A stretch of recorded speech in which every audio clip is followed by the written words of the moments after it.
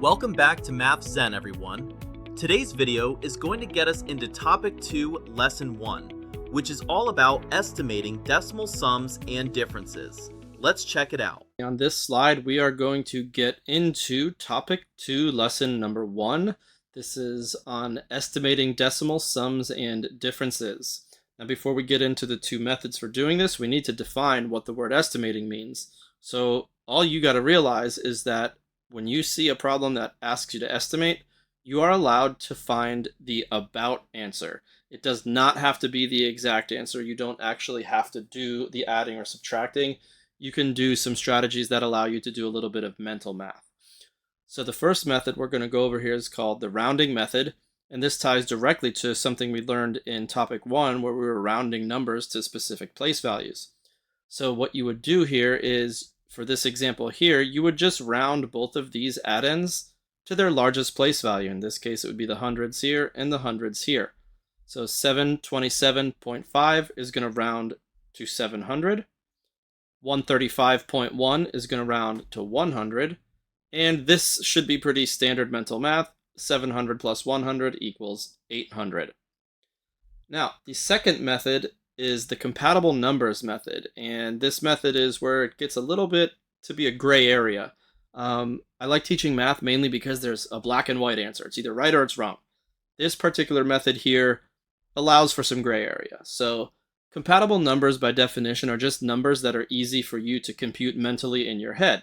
Well, what's easy for me to compute mentally might not be what's easy for you to compute mentally. So there's where the gray area comes in. So to keep things uniform, I try to teach my kids that they should try to use benchmarks like 25s, 50s, or 75s because you can think of money in quarters, and that's generally pretty easy for kids. So for example, if we take this same exact problem and we say, okay, what compatible number is 727.5 close to? Well, hopefully you would say 725. And for the second addend, 135.1, I would hope you would realize that it's pretty close to 125. And again, I would hope that most of us could do 725 plus 125 mentally in our heads to get an estimated sum of 850.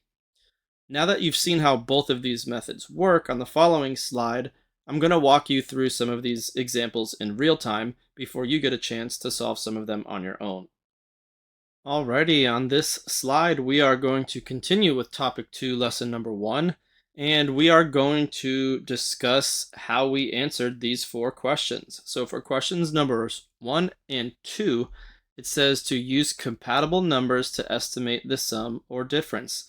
Now remember, compatible numbers are the ones where you're trying to create two new numbers that are easy for you to compute mentally in your head. So for 129.6, I would hope that you would just make that 125, because again, it's thinking like quarters. You could think that that's like $1.25. And then for this one here, 63.7, you could really think of it two different ways. You could bump it up to 75, or I would also be okay if you bumped that down to 50. Regardless, 125 plus 75 should be pretty easy to compute, which would give us 200 as our estimated sum.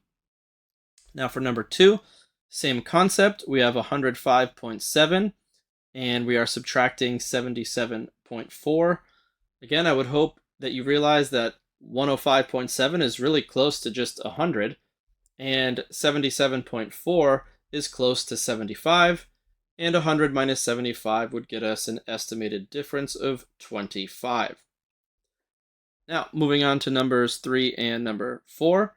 We have different directions. This time it wants us to use rounding to estimate the sum or difference. So in this case, we're going to take 326.7 and we're going to round that down to 300. Then we're going to take 689.4 and we're going to round that up to 700. And we're left with this very simple 300 plus 700 problem, which equals 1000. Next up, we're moving over to number 4, which is 609.9, and we're going to round that down to 600, and we're going to subtract 288.4, which is going to round up to 300, which is going to give us this basic problem of 600 minus 300 equals an estimated difference of 300. Great job so far if you're sticking with me. On the next slide, you got some that you're going to try on your own. Good luck. All right, it's now that time of the lesson where you get to try some of these on your own. Be sure to read the directions for each set of questions, and good luck. Let me try to figure this out. All right, now that you've had enough time to solve these on your own, let's check and see how you did. So for number 5 and 6, we are using the compatible numbers method. So let's take a look. For number 5, you should have had 75 plus 25, which would equal an estimated sum of 100. For number 6, you should have had 225 minus 25, which would give us an estimated difference of 200. Moving on to 7 and 8, the directions are asking us to use the rounding method. So for number 7, we should have had 600 minus 200, giving us an estimated difference of 400. And finally, for number 8, we should have had 7 plus 5 plus 3 for an estimated sum of 15. Great job if you got those right, and keep up the good work. We'll see you next time. Great work today. Hopefully you've got a strong understanding of how estimating decimal sums and differences work. Don't forget, if you're finding these videos helpful, to like, share, and subscribe to the channel, as it really helps it grow. That's all for now. As always, don't forget to find your Math Zen.